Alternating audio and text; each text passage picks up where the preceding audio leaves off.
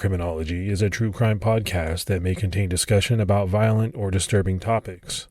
Listener discretion is advised.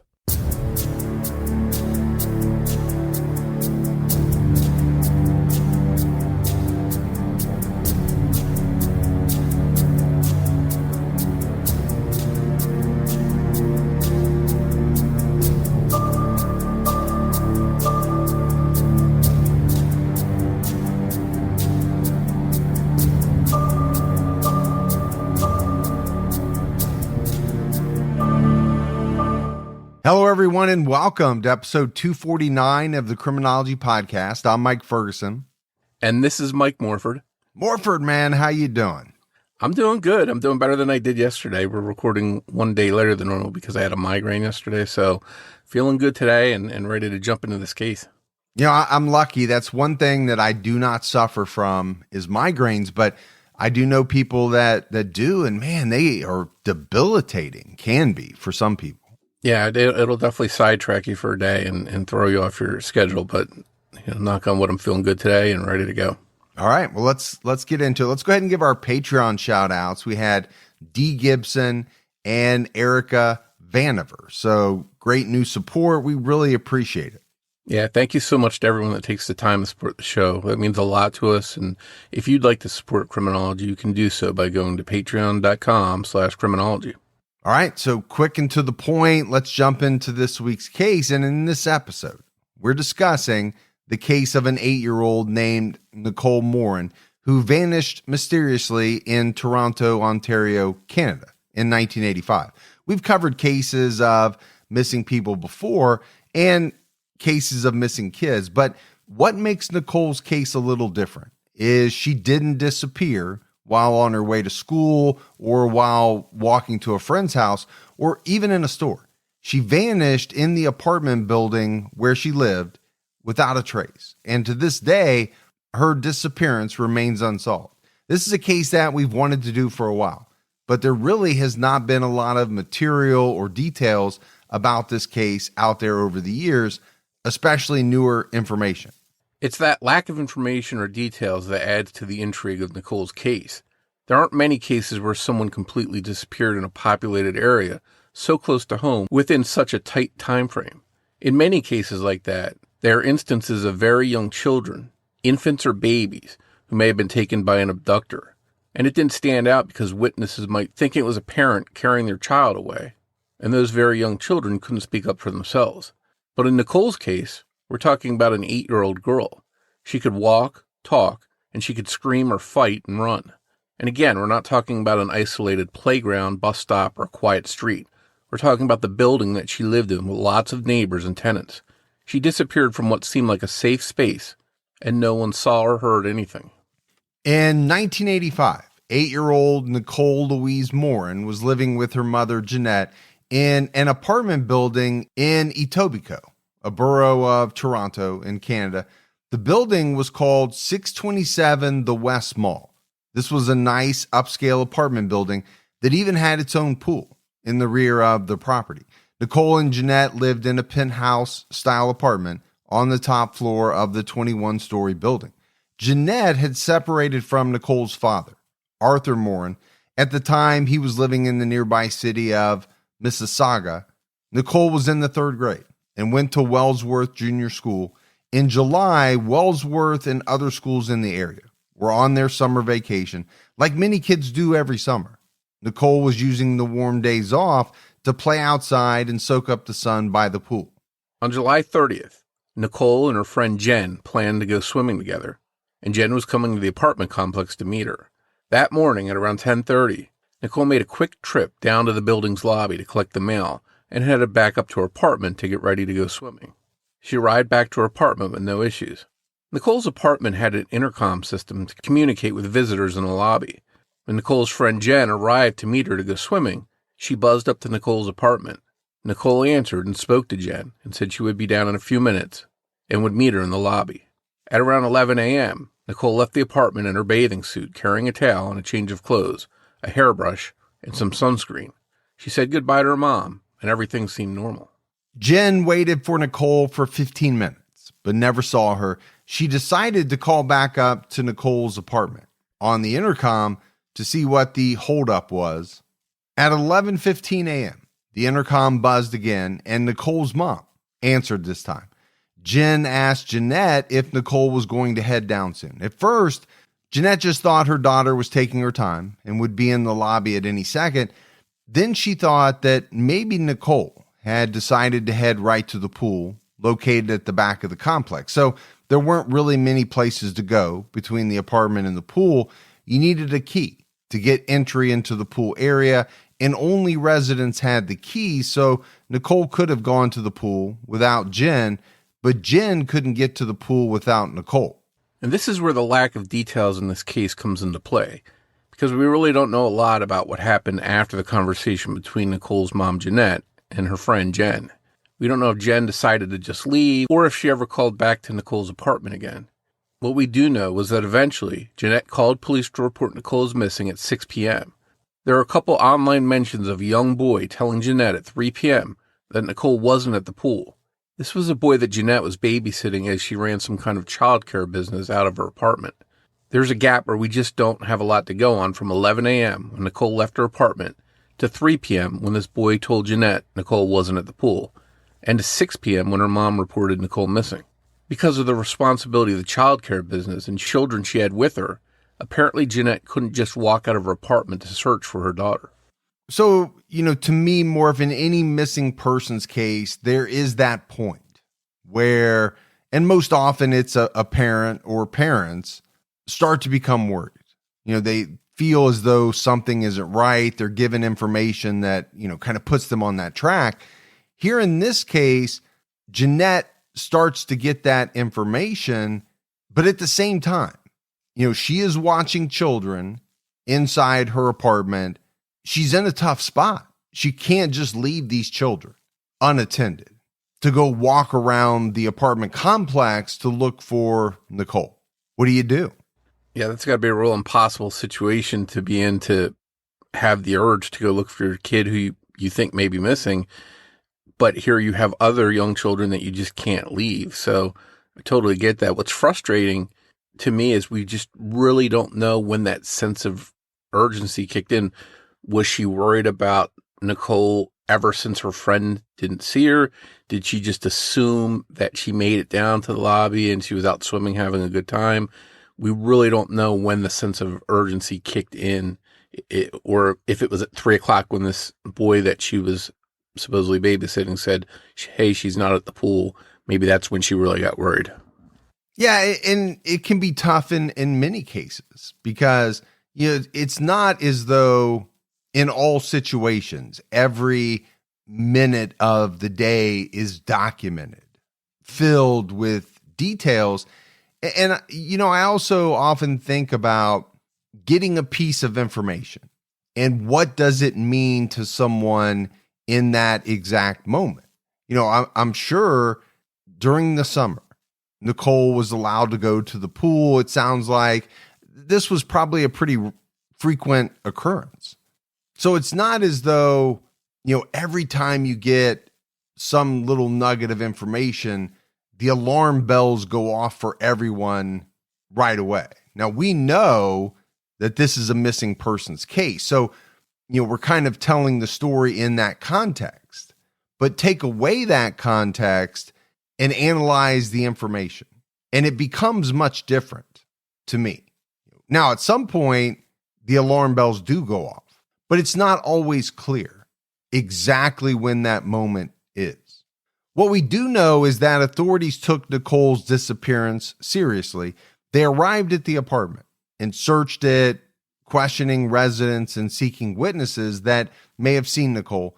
From there, they set up roadblocks in the neighborhood and drove around the area using loudspeakers to inform the public of Nicole's description.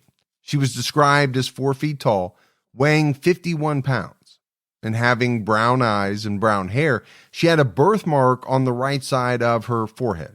They described what she was last seen wearing: a peach-colored one-piece bathing suit, red shoes, and a green headband. She was carrying a plastic bag, holding a hairbrush, suntan lotion, a purple towel, a peach-colored blanket, a white t-shirt, and green and white shorts. Investigators went door to door in the building, knocking on the doors of all 429 units. Taking no chances, if a resident didn't answer their door, authorities searched the unit by using a crowbar or drilling the locks. And I think some people may think that's a bit overzealous or overreaching, but given the circumstances, urgency seemed obvious. Toronto Star crime reporter Cal Millar later told Toronto.com there weren't concerns about we're violating people's rights or anything like that. One woman living in the building recognized Nicole from a photo that the police showed her and said that she had seen Nicole take the elevator down to the lobby. Nicole's friend, Jen, said that she never saw Nicole enter the lobby. So this is really one of the most mysterious parts in Nicole's case. There have been some mentions online that after the witness saw Nicole get on the elevator, that the elevator made a stop at a floor, then went back up to the penthouse level, and then finally returned to the lobby empty. And we don't know if this is accurate, or if it is, how police could piece these details together. It's also been reported in some places that police may have dismissed this witness's claim of seeing Nicole get on the elevator. But I want to go back to, this sense of urgency on the part of the authorities, because, driving around with loudspeakers, canvassing the neighborhood, talking to witnesses, that's all, somewhat fairly normal. We see that in a number of cases. What we don't see in a lot of cases is the police entering units if people are not home. That's something that kind of really caught my attention. Yeah, it definitely doesn't seem like something that would happen here in the United States due to the laws that we have. But again, neither of us being Canadians, it may be a little different there. And I think in all situations, ideally, the police would love to be able to say, okay, we think this girl could be in this building someplace and we're going to search every apartment. But, from a resident standpoint, as far as our rights, it does seem like an overreach. But there's been cases before, and I can't think of the name of the little girl that was abducted and murdered, but she was in the perpetrator's closet when police came to his door to look for her. They were canvassing all the neighborhood trailers in this trailer park, and they knocked on this guy's door, and he talked to them, and they left, and she was in his closet at that very moment. So had they just gone into this guy's trailer and looked around, they may have saved this girl, but that didn't happen. So I could see why police would want to do this, and obviously we want these abducted children to be found safe, but from a legal standpoint and people's rights, I could see the argument against it.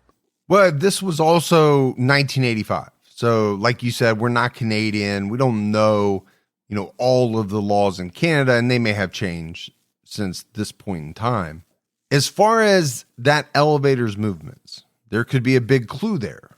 If these details are accurate, if Nicole had already entered the elevator and pressed the button for the lobby, it should have continued to go down no matter what. Even if someone on a lower floor had wanted to go up to the penthouse level, the elevator would have gone down to the lobby before heading back up. If the elevator really did go to a floor between the penthouse and the lobby and then return to the lobby, it opens up possibilities of something happening to Nicole on the elevator or on that floor where the elevator may have stopped. If Nicole never got a chance to hit a button inside the elevator, then someone on a lower floor would have been able to enter and go up because it wasn't reacting to a command. If she had already pressed the button for the lobby, it likely would have taken some kind of manual override, whether with a key, code, or emergency stop to change its direction.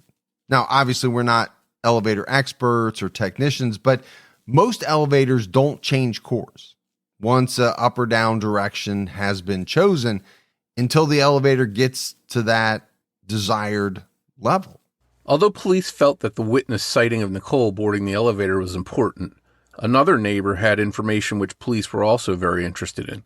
This witness recalled seeing a woman in the hallway on the 20th floor about 45 minutes before Nicole disappeared.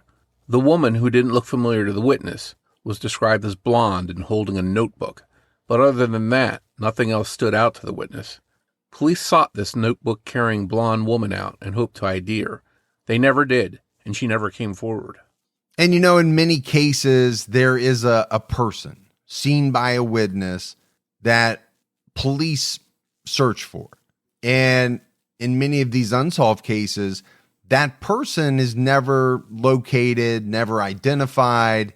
And, the thought that goes through my head when we talk about that type of information is how meaningful to the case is that person?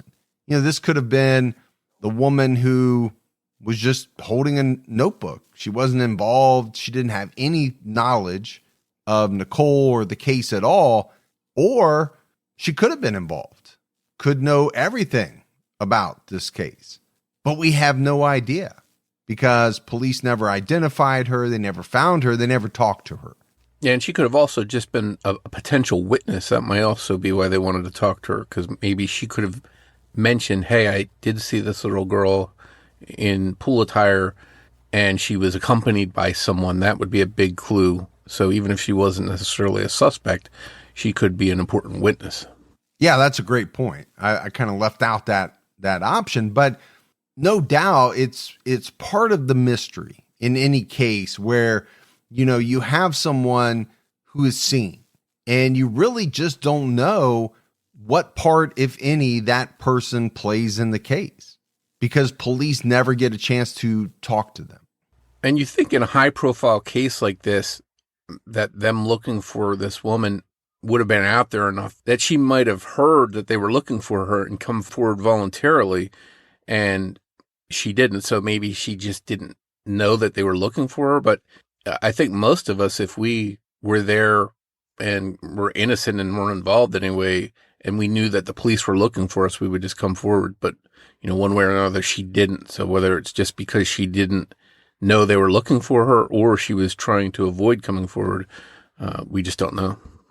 On July 31st, the day after Nicole vanished, the search for her intensified. It became the largest police search in Toronto history. Horses, helicopters, dogs, marine units, and foot patrols were searching the area for Nicole. The building's basement, maintenance areas, underground parking garage, and storage units were searched. Over 900 nearby residents volunteered to help search.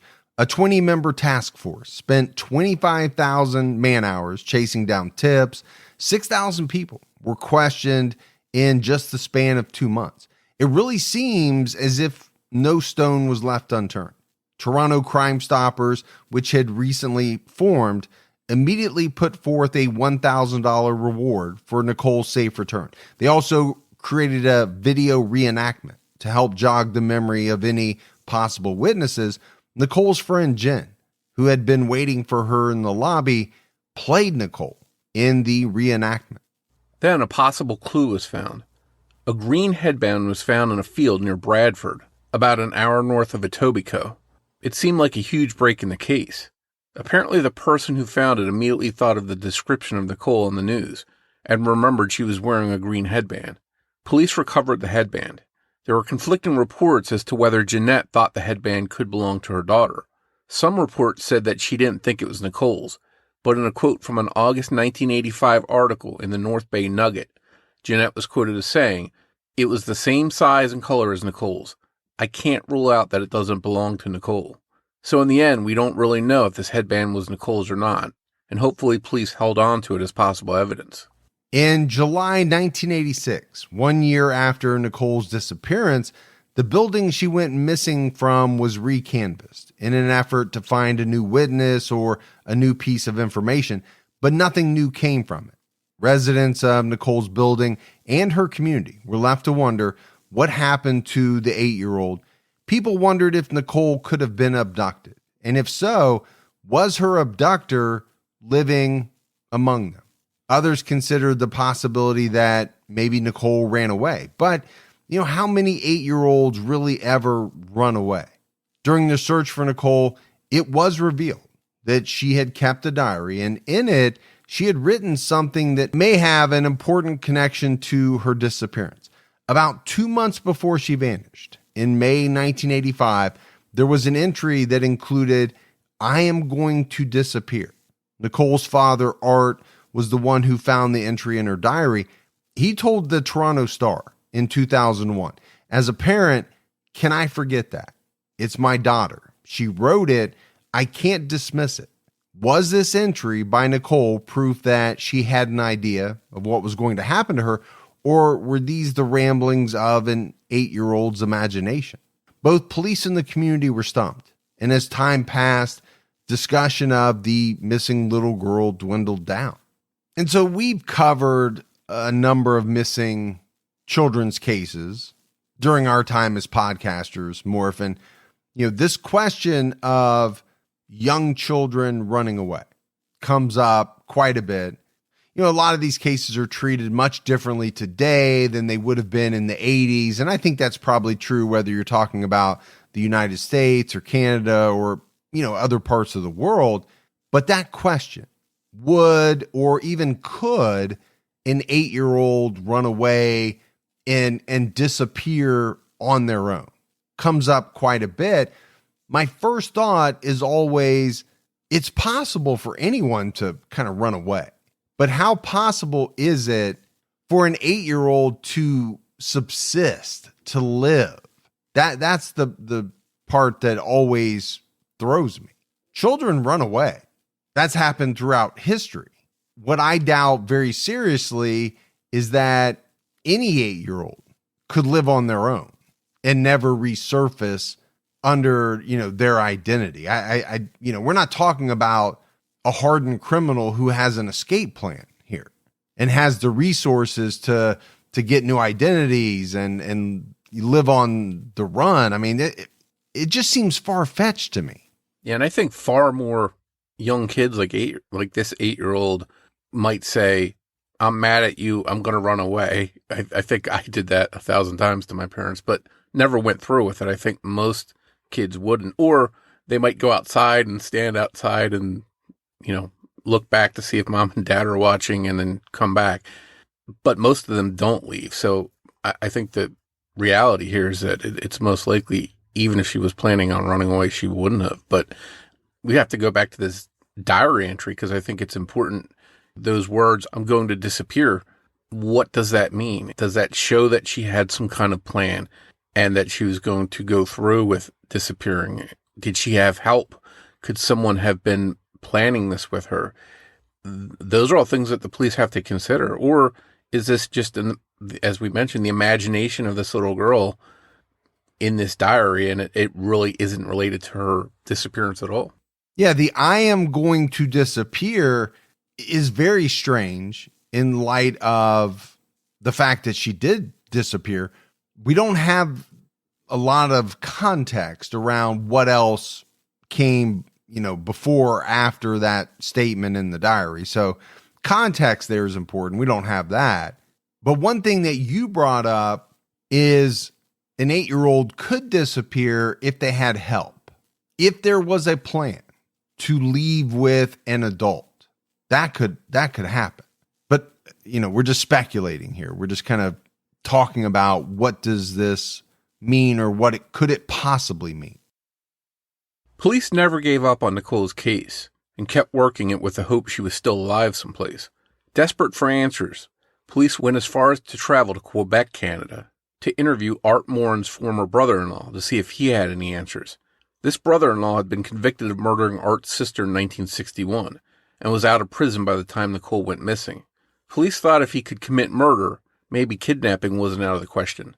But after questioning him and verifying an alibi, he was ruled out as having anything to do with Nicole's disappearance. In 2001, an age-progressed image of Nicole was released, showing what she might look like in her mid-20s. In 2007, Nicole's mother, Jeanette, passed away after suffering a heart attack. In 2013, Jeanette's son, Nicole's older half-brother, passed away. This was the son that Jeanette had from a previous relationship before she married Art. What's interesting about this half-brother of Nicole's, who was much older than she was that he had been taken away from Jeanette by his father and showed back up after 15 years away. Now, we don't know all the details about this, but some people find it interesting that not one, but two of Jeanette's kids vanished. Art confirmed it was true to the Toronto City News, saying, "So why shouldn't I believe that the same thing could happen with Nicole. He hoped she too would return someday. He added, "I just remain hopeful that whatever happens, that Nicole is okay, and one day we will reconnect. Probably if she's alive, she's got that hope too." By 2010, it appeared Art Morin seemed to be losing that hope. In a 2010 interview, he told the Toronto Star, "I couldn't imagine that it would be 25 years and she's still missing. When Nicole disappeared, I honestly believed we would be able to find her." I really grieve for these families of these missing children that we talk about. There's got to be so much hope, along with the worry in the beginning that, yes, they're missing, but we're going to get them back. We'll be reunited. And then, in every case, you have what must be a roller coaster of emotions with the family hanging on to every little tidbit of information that either comes out in the news or that is provided by the police. And then what happens as time goes by? You don't give up hope, but in the back of people's minds, I always think that there has to be a little bit of doubt. And that doubt gets larger and larger the more time passes. I've heard people say who have lost a child to, say, a murder, that as tough as it was, as awful as it was, that they couldn't imagine what parents go through who have missing children, because they can deal with their grief of a murdered child. They can not move on, but deal with it, at least having an answer, even if it's not a good answer. They have some kind of resolution, whereas the parents of missing children never get that resolution. There's never an answer. They have to go on wondering what happened, where their child is. So it just seems like a impossible situation to be in for a parent. But and you've heard that statement, right? The not knowing is the worst part. In 2013, there was a renewed hope, not directly related to Nicole's case, but in a case that her friends and family were paying attention to. In Cleveland, Ohio, 3 young women who had been kidnapped were able to escape the home that had been their prison. They had been missing for a very long time. Michelle Knight had been abducted almost 11 years before the escape. She was 21 years old at the time she was abducted, and a struggling young single mother. So many who knew her thought she voluntarily ran off. Amanda Berry, who was 16 years old when she was taken, and Gina DeJesus, who was 14 when she disappeared, had families searching, waiting, and hoping the entire time they were gone. For Gina's family, it was a long 9 years. For Amanda's, an entire decade. After TV psychic Sylvia Brown told Amanda's mother that she had been killed, she completely lost hope. She took down remaining photos of Amanda in her home and finally began to give away her belongings. She died of heart failure just 16 months later.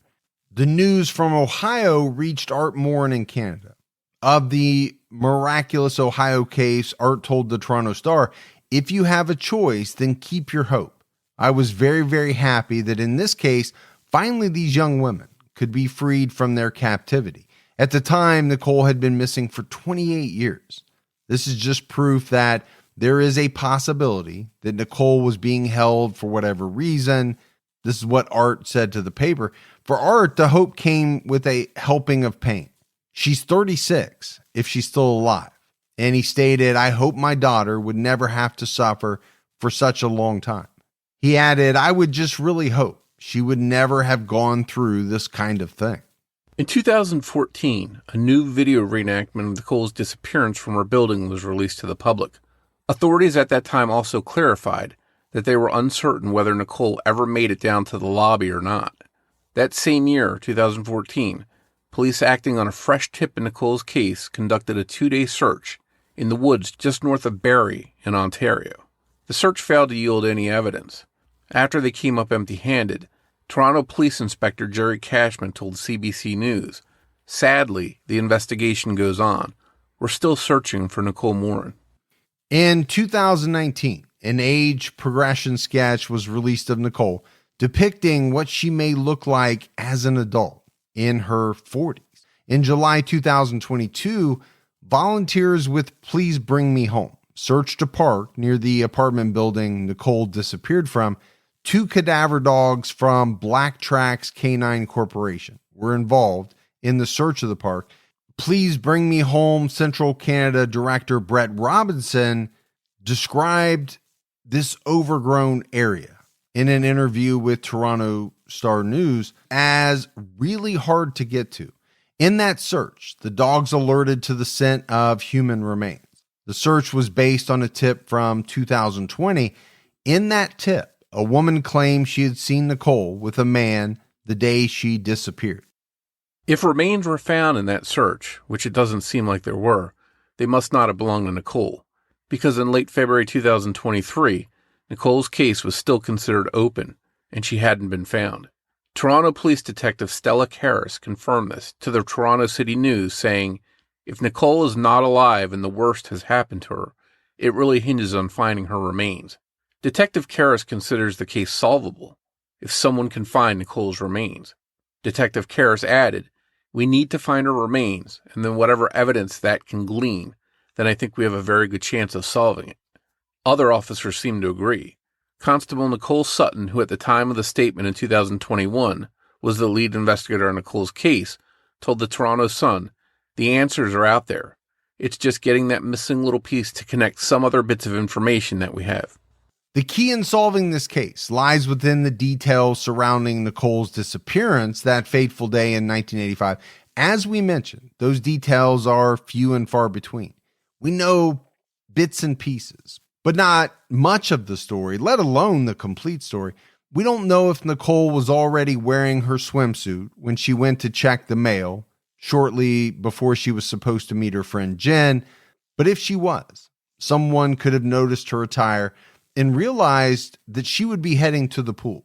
She was alone checking the mail, so it's not unreasonable to think that she would also be alone when she went to go swimming.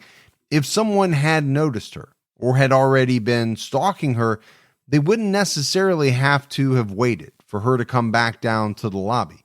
The mailboxes likely had the unit numbers very clearly right on the front when Nicole checked her mail. She may have revealed her floor and unit number. She would have also revealed her plan to come down to the pool alone to anyone who was within earshot of the intercom in the lobby that her friend used. Someone could have heard their conversation and headed right to the elevator to wait for her, even if it was a phone-style intercom. Hearing the friend's end of the conversation would have probably still made it pretty obvious that she was talking to a girl her age who would be coming down to meet her soon. It's not known whether or not those who were in the lobby would have been able to tell what floor or unit someone was calling on the intercom the way they would have been able to see the unit number on the mailboxes. If this kind of scenario played out, then it's very likely that a resident of the apartment building may have been involved in Nicole's disappearance. To be able to move about the building without calling attention to themselves and potentially whisk Nicole away into the privacy of their apartment. But as we mentioned, police went to every apartment in the building. When someone didn't answer the door, they entered the apartment by force. Is it possible that they somehow could have missed Nicole in one of those apartments? Or is it possible that by the time they did these searches, Nicole had been moved outside of the apartment building altogether? There are 2 similar cases in Paris, France that make some people wonder if they could be connected to Nicole's case, or is preying on a child in their apartment building easier than we may think. On April 8, 1986, an 8-year-old girl identified only as Sarah was on the elevator in her apartment building. A man who was also in the elevator said that he was a police officer and was then able to take her into the basement where he assaulted her and then strangled her. She survived the attack, but the next month, an 11-year-old girl named Cecile was found in the basement of her apartment building. She had been assaulted and strangled. The DNA would later be matched to DNA left at the scene of 3 killings and 2 sexual assaults between 1987 and 1994. In October 2021, a man identified as Francois Verove, a 59-year-old retired police officer, was confirmed to be the source of that DNA. He took his own life after he learned that police were onto him. So obviously this was a very bad guy. And on top of that, a retired police officer, which is even more scary. And I think this is something that we see quite often. As we're researching cases, there are possible connections that pop up. This is one of them. There are some people who wonder if Francois could have possibly been in Canada, maybe be involved in, abductions or murders there. But we see this so often. While researching one case, okay, here's another bad person doing very bad things. Is there a connection? Is there not a connection? That part we don't know, but it's one of the scary aspects of researching true crime. Possible links, other people who pop up in a case, and they're just nasty, nasty people. Yeah, I think one thing we've seen plenty of is that a lot of these bad offenders share a lot of the same habits and traits and search for the same kind of victims. They have a certain way they go about it. So it just because these cases share some similarities with the apartment building aspect doesn't mean they're definitely connected. No, not at all. I mean, some people have tried to say that there could be a connection, and I'm not saying there couldn't be. Obviously, we're talking different countries, but I think to your point, so many of these predators use a similar playbook, for the lack of a better term, right? They're targeting people who they believe to be vulnerable. In this case, younger children, because they believe it will be easier to carry out what they want to do. These individuals won't be able to fight back as much, or they're attracted to young children. I mean, whatever the case may be. Unfortunately, we see it all too often. If we're picturing a stranger dragging Nicole, kicking and screaming out of the elevator, it's hard to imagine that no one heard or saw anything at all. But if you start to think about someone tricking a child, it becomes a little easier to see how it could happen silently. It seems that all it takes is someone identifying as a police officer, and then maybe a child lets their guard down, or perhaps it was someone saying that they needed help with something, or someone Nicole recognized or trusted. I think we've seen in some cases, Morf, where a perpetrator pretends to be, acquainted with a child's parents, mother or father, or, they say, I'm a friend of your mom. Something's happened. She's asked me to take you somewhere. There could be something like that as well. If Nicole was abducted by someone who was not a resident that knew that Nicole was often alone on the elevator and on her way to meet another child, it was just someone who very quickly took a chance on a spontaneous opportunity and got lucky that they were not noticed. Perhaps one detail points to someone in the building that was stalking Nicole, taking advantage of their last chance to grab her without being seen, because it turns out that the day after Nicole went missing, a surveillance system was due to be installed in the apartment building.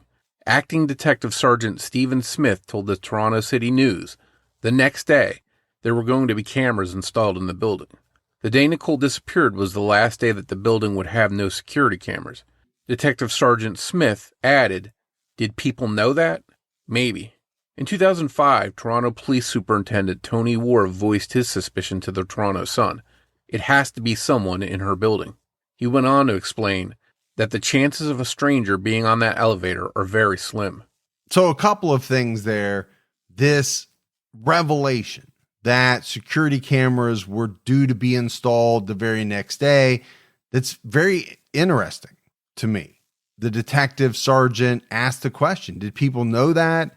And I would say they probably did. I'm sure there was some type of an announcement. There could have even been, a flyer in the lobby, a notice sent out to residents, something like that. And then you have this police superintendent theorizing that it had to have been someone in the building. And I understand where that theory comes from. It does seem to me that more likely than not, it would be someone in the building rather than, just some stranger who entered this apartment building looking for an opportunity. I don't think you can rule out the second option, but I do understand why the authorities would lean more towards it being someone who lived in the building. They would know the layout. They would know the routines of, the apartment building on a day-to-day basis. They would also have their own apartment somewhere in that building, as you mentioned, Morf, to possibly hide Nicole for a period of time. Yeah, I think the timing of that security system is very interesting. Now, is that a red herring? Is it just a coincidence that this happened the day before those cameras were to be installed? It could be. But at the same time, it shows that somebody may have been stalking Nicole and this was premeditated. And they said, okay, this is my last chance because I'm not going to be able to get away with this once the security cameras are up there. So, yeah, it seems like a really big clue in this case. Well, I will say this. If it is a coincidence, it's one heck of a coincidence. So it could be, but I wouldn't bet money on it. I really wouldn't. If Nicole was abducted by a resident in her building, then the question becomes who? How closely did police examine each resident and their histories? Did any of the residents have records of abduction or crimes against children before Nicole vanished, or in the decades since? Do they still have a list of those residents? And have police followed up on them to seek out potential suspects? Also, when some people didn't answer the door on the day police came knocking and were not home, do they have alibis as to where they were? Maybe they weren't home because they were at work or shopping, but at worst, perhaps they were away because they had transported Nicole out of the building and taken her someplace else. This could have easily been done by a large duffel bag or suitcase without really drawing attention of witnesses. And I go back to the timing of this surveillance system. This is where this becomes so interesting. Had this been a day later, police may have been able to answer some of these questions. In researching this case, it was clear that so many people blame Jeanette for letting Nicole be so independent, and many others actually suspect that Nicole never left the apartment that day, and Jeanette knows exactly what happened to her daughter. There are a limited number of possibilities that day. Nicole either made it to the lobby and her friend somehow missed her. She was taken from the elevator on a different floor. She was taken before she got onto the elevator, or she never really left her apartment. It turns out there were other children in Nicole's apartment the day she disappeared. Jeanette, as we mentioned earlier, was running a daycare out of the apartment, which again may be the reason that Jeanette didn't realize how much time had passed between Nicole leaving and her friend calling up to the unit, and later being concerned Nicole was missing. It was one of the children she was caring for that actually told Jeanette that Nicole wasn't at the pool or the playground around 3 p.m. She was unable to leave the apartment to search herself until all the children were picked up. This is why the police were not called until 6 p.m., 7 hours after Nicole was last seen. While it's easy to understand why Jeanette couldn't race out to search for Nicole with these kids in tow that she was responsible for, other people ask, then why not call someone else to relieve you or to look for Nicole? Why not call Nicole's dad or a building manager? Anyone that may have helped the search start sooner. It was reported that Jeanette began caring for children again just 1 week after Nicole's disappearance. While it's shocking to some that parents would leave their children in a building where a child vanished, it's also suspicious to some that Jeanette was able to even think about caring for children when her own child was missing. Others, though, have defended Jeanette, saying that the penthouse apartment in that nice building could not have come cheap, and perhaps Jeanette had no choice but to keep on providing childcare in order to pay the bills. Whatever happened to Nicole Morin, whoever was responsible, it changed Etobicoke. Nicole's friend Melissa told Toronto.com the innocence was kind of shattered or ripped away from the community at the time. There was a societal shift that came about. Nicole's disappearance changed everything. The trust we once had, and perhaps the complacency that had built up from being in a great neighborhood and a great building, was gone. Nicole's dad, Art Morin, told the Toronto Sun, "There is evil lurking in our society continually. It doesn't always happen to someone else. Sometimes it comes home." So there's two different things being said here. And, the first one we see in almost every case. It seems as though, a tragedy shakes the foundation of a community, and it really changes it. A lot of times you hear this same statement, the loss of innocence, right? People don't act the same way after this type of event that they did before, whether it's the fact that everyone starts locking their doors where they didn't before in a small community, or it's parents not letting their children go out and play. These are things that happen. They are the byproduct of a tragedy such as this, a disappearance, a murder, whatever it is that happens. It does seem to change communities, if not forever, for a long time. Now, does that complacency come back? Maybe, but maybe not. And then this statement by Art Morin, there is evil lurking in our society continually. I couldn't agree with that more. It's a sad statement, but I think it's spot on. Now, that doesn't mean that I believe that everybody out there is evil and everyone is looking to do bad things, but I do believe there are bad people out there who are continually looking for an opportunity to do something bad. And I think as a society, we're very reactive. You mentioned that complacency. It takes something terrible like this to put everyone on alert and remind us to take precautions, to do things to protect ourselves, our family, which is a real shame that it takes something like a little girl going missing for people to double check to see what's going on with their kids and protect them. And the real scary thing here is that this happened right in her building, that it was a place she was familiar with. She wasn't out after dark. She wasn't, alone. There were residents all over the place. So that's what's really frightening in this case, that it doesn't seem like there was anything particularly putting her at risk. Yet this happened, and to this date, no one has a clue as to how it happened, who was responsible, or where she might be. It's rumored that at one point, Art Morin suspected someone from his church had abducted Nicole, but we don't know all the details around that, or if any churchgoers were looked at by police.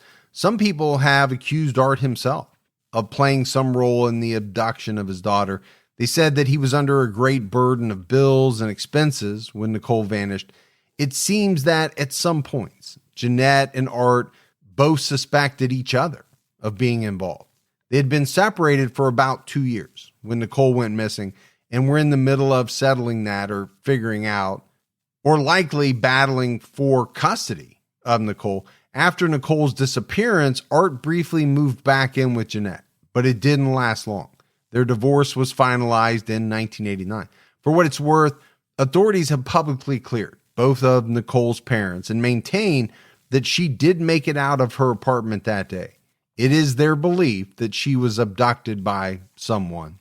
And I always think more of this is just another terrible part of these abduction cases, where whether it's people online or it's the authorities who suspect one or more of the parents, okay, you're grieving because your child is missing. And then on top of that, people are pointing the finger at you. That cannot be an easy situation at all. And a lot of times later on, the police come out and say, no, we're publicly clearing them. But how much damage is done by the time that happens? Yeah, and to be fair, I think we have to point out that most abductions of children are not at hands of strangers. They are by someone they know, often a family member. So I think a lot of people suspecting the parents is natural based on the data, but Obviously, the police in this case felt that it just wasn't accurate, that they had no involvement. It's been reported that in 2004, images were found in the files of a Dutch pedophile ring and matched to Nicole's face using biometrical analysis by a Belgian organization. This isn't a 100% verification that Nicole is the child in one of these images, but if it is her, it doesn't mean that Nicole was kidnapped for the ring or taken to the Netherlands.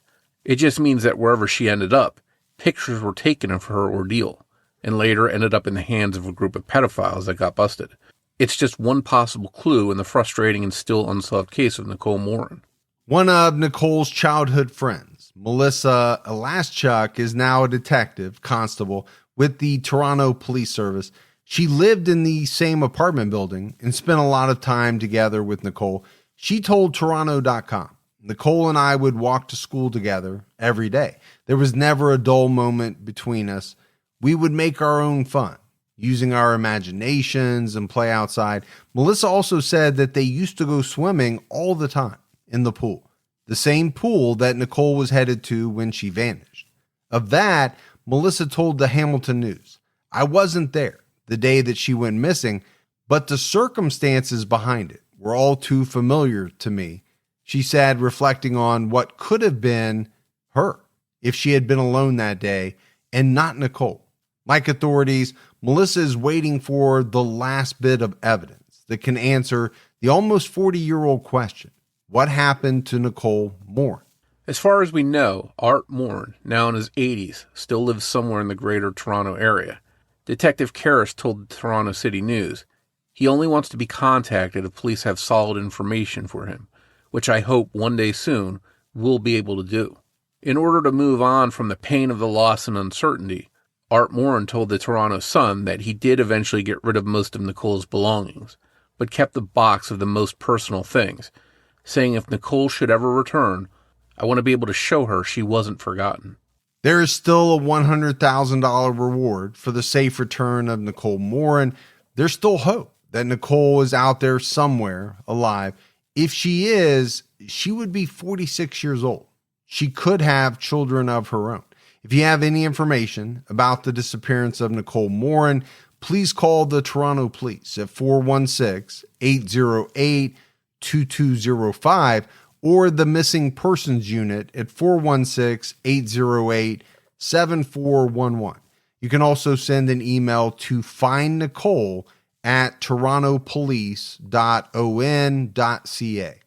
So, Morf, as we wrap up this case, there is a lot of mystery surrounding the disappearance of Nicole Morin, and a lot of that mystery stems from the fact that there are so many unanswered questions.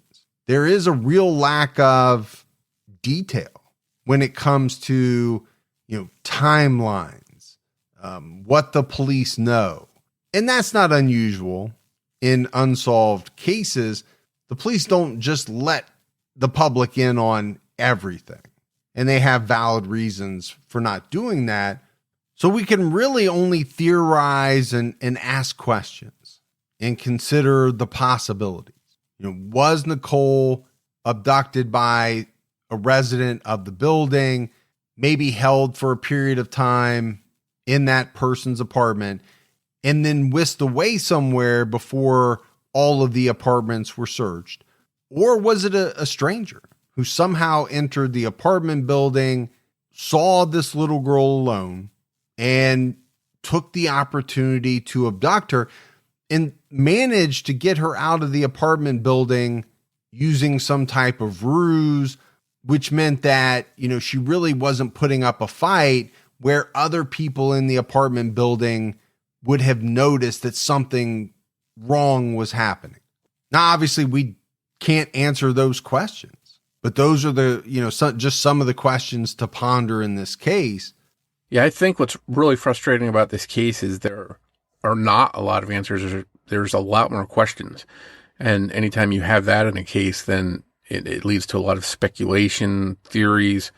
And when police hold back stuff that they have to hold back, it allows for people to go on with different theories and possibilities and discussions about what may have happened. But unfortunately, there's just really no proof in any one direction to go on. I do think the timing of the security system set to be installed intrigues me. You can really make the case that a resident would have known that and would have known that that day was really their last opportunity. If this is a person who had been planning this and had specifically targeted Nicole Morin ahead of time, maybe that revelation about the security system caused them to, move it up to that day or make sure it was that day. It had to happen that day or it would never happen. But the other thing about the security system is if this had occurred after it had been installed, how much more information would the police have? We mentioned the possibility of Nicole being transported out of the building. She was a very small girl. It could have happened in a duffel bag or in some type of suitcase, but police could have looked for that on the security system and then followed up with anyone who was seen, carrying a duffel bag or rolling a suitcase or anything like that. But they just didn't have that type of information to go off of. Yeah, one thing we really didn't touch on, and I think this could be an important clue, is the lack of things that were found, at least as far as we know. She was carrying a lot of stuff. She had lotion, sunscreen, towels, the things we mentioned. None of that stuff was found. You would think that carrying all this stuff, if someone just snatched her and grabbed her, some of this stuff may have fallen, and it would be very possible that it would be found. You think an abductor wouldn't take the time to pick up everything she dropped and bring it with them. So you would expect to find some of this stuff someplace along the elevator, her path, the hallway, somewhere where this might have happened. The fact they didn't leads me to think that maybe she calmly went with someone either into their apartment carrying her stuff or out of the building. Whatever the case is, I think she carried that stuff with her calmly, and it wasn't an incident where she was snatched and grabbed. So I think that's a big clue.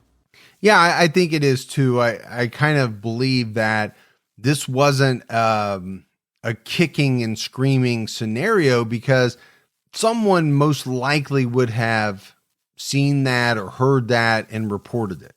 So I'm with you. I think this was someone that either she knew and felt comfortable going with, knew on some level, maybe not, a close acquaintance, but somebody in the building with whom she was familiar with, or someone she was not familiar with, but used one of these ruses that we've heard about in so many cases, right? Your mom is hurt. Your dad is hurt. I need to take you to the hospital or take you to them. Something along those lines where she was scared, but felt like she needed to go with this person because she believed what they were telling her. Again, all speculation. That's really all we can do at this point. Yeah, and it's just so frustrating. It's one of the more frustrating missing persons cases I think I've covered, that here you have that 15-minute window from when she leaves her apartment to where her friend is waiting down in the lobby, and she never makes it down to the lobby as far as we know. So somewhere in between, that answer has to lie, and to this date, it just hasn't been found. But that's it for our episode on Nicole Morin. If you love the show and you haven't done so yet, take a minute, give us a rating. You can leave a review as well. Keep telling your friends. That word of mouth about the Criminology podcast really goes a long way. If you want to find us on social media, we're on Twitter with the handle @CriminologyPod, or you can find us on Facebook by going to facebook.com/CriminologyPodcast. You can also join our Facebook discussion group, Criminology Podcast Discussion and Fans. So that's it for another episode of Criminology. But Morf and I will be back with all of you next Saturday night with a brand new episode. So for Mike and Morf, we'll talk to you next week. Take care, everyone.